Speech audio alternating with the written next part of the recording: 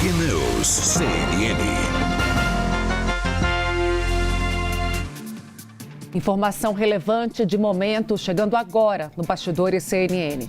A primeira turma do Supremo Tribunal Federal acaba de formar maioria para condenar os 5 réus acusados de mandar matar a vereadora Marielle Franco e o motorista dela, Anderson Gomes. Os ministros Cristiano Zanin e Carmen Lúcia acompanharam o voto do relator Alexandre de Moraes. O presidente da turma, o ministro Flávio Dino, é o último a se manifestar. Os 5 réus que responderam ao processo são o conselheiro do Tribunal de Contas do Rio de Janeiro, Domingos Brazão, o ex-deputado federal João Francisco Brazão, conhecido como Chiquinho Brazão, o delegado da Polícia Civil do Rio de Janeiro, Rivaldo Barbosa, o ex-policial militar Ronald Paulo de Alves, o major também, que ele é major, o Ronald também, o assessor, ex-assessor Robson Calixto Fonseca, conhecido como Peixe. Está aí, portanto, a resposta dada do Supremo Tribunal Federal a esse caso que chocou o Brasil, o caso Marielle. Portanto, maioria votando pela condenação Gustavo Uribe dos réus do caso Marielle. Estávamos nessa expectativa. E deve ser unanimidade, porque Flávio Dino, como ministro da Justiça, sempre defendeu celeridade a esse caso. Inclusive federalização do caso. E só se resolveu quando a Polícia Federal entrou no caso. Porque a Polícia Civil do Rio não resolveu. E porque era o ex-chefe da Polícia Civil Depois do Rio de Janeiro envolvido em um dos mandantes do assassinato.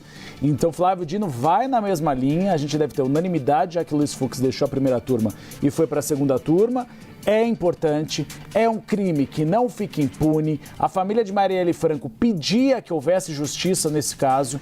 Tinham apenas prendido aqueles que executaram o crime e não os mandantes. Agora é dito e feito. Os mandantes condenados e vão cumprir pena, sim. Já estavam cumprindo pena em regime fechado. Chiquinho Brazão não, porque teve um problema de saúde, estava em domiciliar, que foi concedida por Alexandre de Moraes. Mas agora sim, condenados os mandantes do assassinato de Marielle Franco para que um crime tão horrendo e cruel como esse não se repita neste país, onde nós temos crimes políticos em todo o processo eleitoral. Uma sinalização muito importante do Poder Judiciário.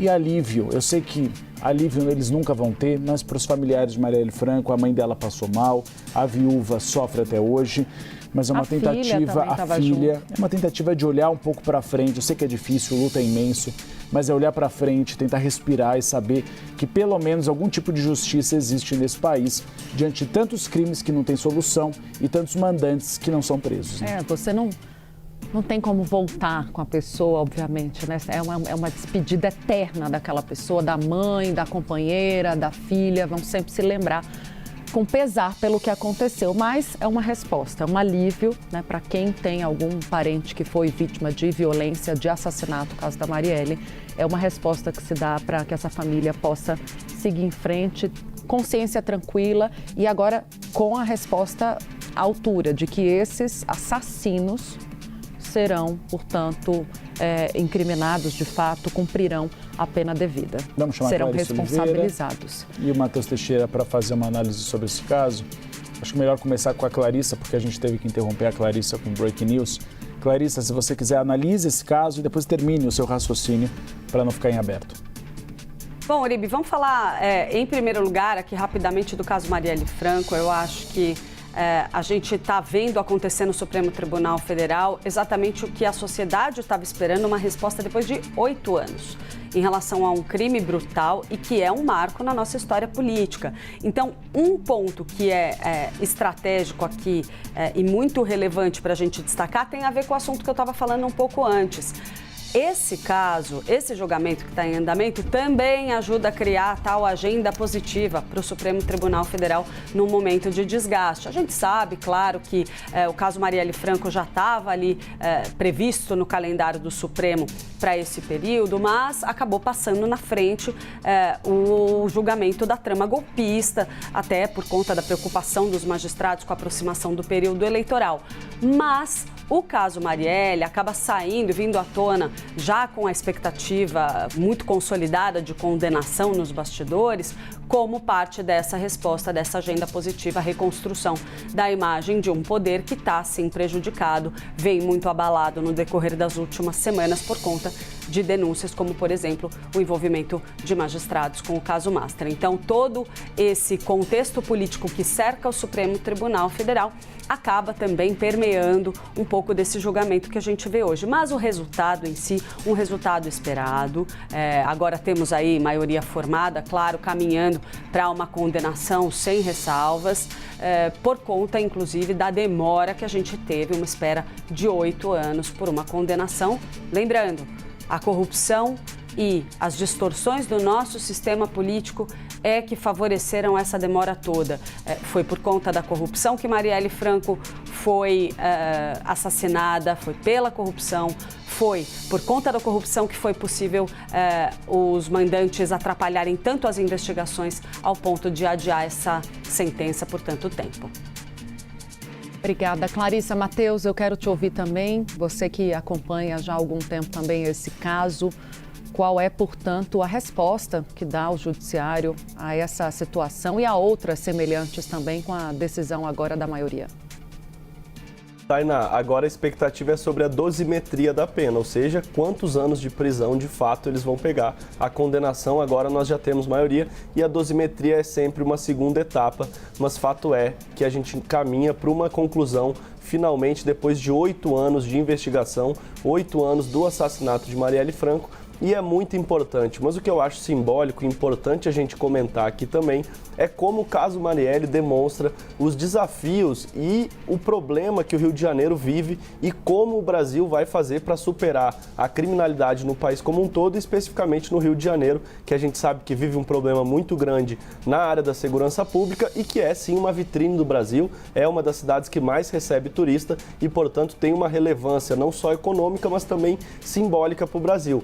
Mas fato é que, apesar de Chiquinho Brazão ser deputado federal, o que justificou a vinda do caso para o Supremo Tribunal Federal, a gente viveu lá no começo uma discussão sobre a federalização da investigação. Por quê? Como diria o ex-ministro que faleceu recentemente, infelizmente, ministro da Segurança Pública de Michel Temer, e durante o assassinato Raul Jungmann, Rio de Janeiro vive uma falência múltipla dos órgãos. É o que ele dizia em on, em off, em conversas reservadas. Ele também já disse em outras conversas que é um problema, sim, que se estende do Judiciário, da Polícia e do Ministério Público, ou seja, a corrupção do Rio de Janeiro, os problemas no enfrentamento ao crime organizado não se limitam apenas à questão de combater o traficante e o miliciano. Eles estão infiltrados no aparato estatal, no Judiciário, no Ministério Público e na Polícia. Prova disso é que o assassinato de Marielle Franco teve a participação de policiais militares e do chefe, do diretor da Polícia Civil na época, ou seja, o chefe da Polícia Civil, quem comandava todos os delegados, todos os peritos, escrivães, todos os investigadores do Estado, participou diretamente, não como mandante, porque ele foi absolvido do crime de homicídio,